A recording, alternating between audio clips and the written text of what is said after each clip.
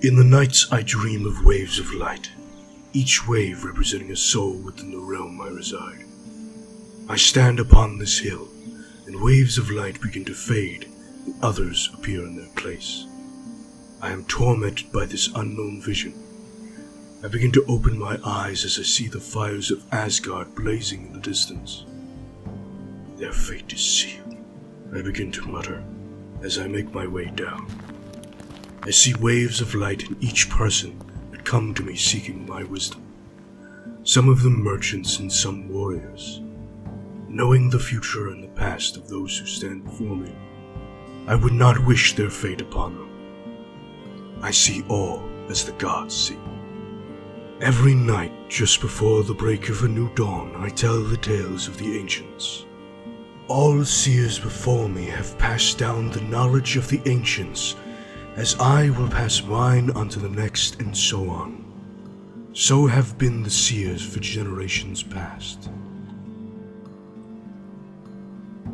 The people that stand against each other in battle celebrate their nights in feasts and joyous laughter. Many would believe they are united by nature, but truly they are relatives of destruction and chaos. Silence falls the crowd as the wooden floor begins to groan under the weight of footsteps. These footsteps none other than my own, entering the hall where they be. All eyes are upon me as I approach the fire. Words settle beneath my breath. Their fate is sealed. I walk through the blaze, unfazed by the fire and the searing of flesh. I say to them that watch me, each scar I see, as I show fresh searing skin. Each life I feel, I say as a woman sitting before me licks my hand, heartbeat matching mine. Each and every second of this world I see. I tell the tales of the ancients. As many of you have traveled from far across the lands to Asgard, you possibly came across ruins of old cities. These ruins some scavenge for lost tech, while others search for blood, as these lands are filled with vast riches.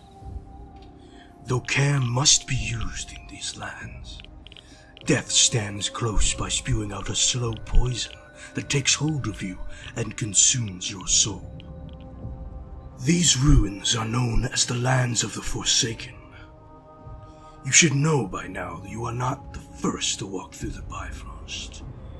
Many have come before you fleeing the chaos of hell. Here the Forsaken were given a chance by the gods to survive the wrath of hell and were given land to flourish in. These men and women strived in their lands, bringing forth new and wondrous creations. They built civilizations and a strong culture for their people. When they first were brought here, the mighty Odin's only words were, "Take care for this land you stand upon, for these are my lands that I give to you so that you may live free from the chaos by which you came. I shall watch over you as long as you understand these words and praise the gods that have gifted you life and land anew." You could almost hear the thunder of the skies echo back each time he spoke, a sound I shall never forget. For quite some time, the people walked the lands rightfully. They harvested crops, built villages, and praised the gods much of their days. The gods built massive temples so that praise could be given and gifts could be offered for their generosity. They lived by the laws of the gods, and in doing so they strived. Inevitably, some humans were outcasts, different by nature. Though coming through the Bifrost, they brought nothing with them. They could not resist their human nature of longing for bloodshed.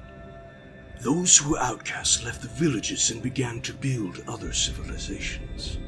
With this came war, and with war came the construction of the ruins you see today. Massive structures towered the skies as the smell of gunpowder, smoke, and stench of blood filled the air. The gods became ignored due to the unending chaos the war brought, Within due time, vegetation became scarce, and the lakes and rivers ran dry.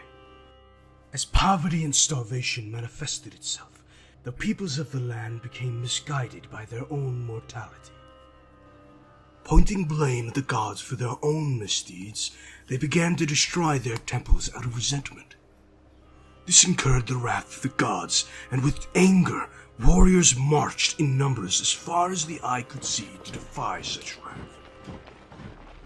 Mortals were once again united together, but not under the banner of the gods who brought them to Asgard.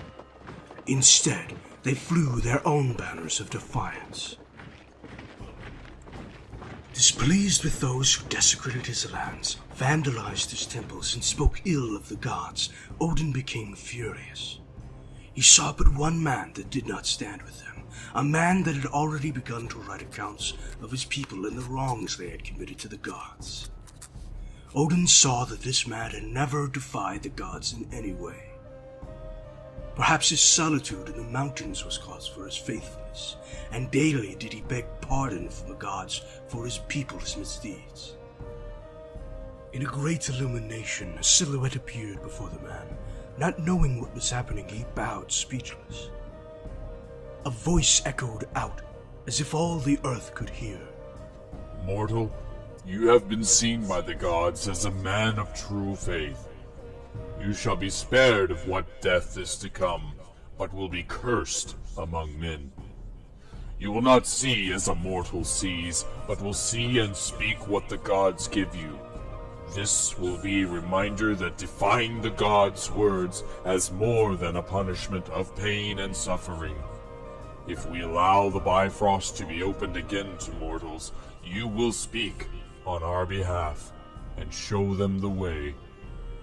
As the mighty Odin placed his hand upon the man's head, an insurmountable pain coursed through his body. He screamed in agony. As the curse halted, the man fell to the floor. A searing light beamed throughout his home as he opened his eyes and uttered, I see all. All that I see this day is because of the pure faith that was shown by that one man, the first of the seers. Odin said to him on his ascension, Your accounts will be scattered across the realm, and those who journey may know of your secrets and misfortunes. Follow. As Odin and the man exited his home, another glaring light covered the hill in the distance, a golden horse standing on the hillside. What seemed to be a man was settled atop the steed. That is Heimdallr, and his horse Gulltoppr. You shall go with him and obtain as much knowledge as you can before these lands run red with what is soon to come. You have little time, so make haste. The accounts of his observations and obtained knowledge of the gods have since been lost in the realm and scattered abroad. These are his accounts. Time passes, and fires burn as the march to Asgard comes to a close. The mighty Odin and Tyr, accompanied by all the gods, appear of radiant light beaming down on Asgard. I am the All-Father. What pride hath consumed you that you should march against me on the very ground which I have given you? The ground began to quake from the shout of his voice. The first few columns of warriors shook in fear, but despite their fear, they pushed forward. The insolence of the mortals would not continue unpunished. The gods struck them in vengeance. In such power and might, I witnessed the annihilation of many brave men. I stood in awe and cried out in anger to them, Why have you forsaken such powerful gods? Do you not see your heir? They could not hear me where I stood on the mountain of Asgard, but my sorrow was too much to contain. Silence, mortal. Their fate is sealed, Said Heimdallr to me, as if he would strike me as well. I saw Thor crash to the ground with his hammer. Mjolnir, in an epic chain of lightning, as the hills around me echoed thunder so loud I covered my ears in pain. I saw not hide the moon from the night sky, causing the waters from the sea to flow to the feet of the armies and sweep them away. I saw Tyr rip through their lines as if he were 1,000 swords. I saw Vali consume the hearts of men in a darkness that I'd never seen before, and I doubt I will ever see again. Despite all this, they defied the gods still and pushed forward. Silence ensued, and the running feet of the mortal armies halted, as the sun shone instantly and nearly blinded them in their tracks. In the illumination of the sun, I saw the All-Father, Odin, God of gods. I gave you a second chance at life. I treat you all as my children and you repay me in hatred? I will stand for this no longer. An arrow loosed from amidst the armies and landed at the feet of Odin. As if that arrow was defiance itself, time stood still as Odin looked from the arrow into the eyes of the hearts of them all. Then, with fire blazing at the broadened tip, Odin pulled the arrow from the ground.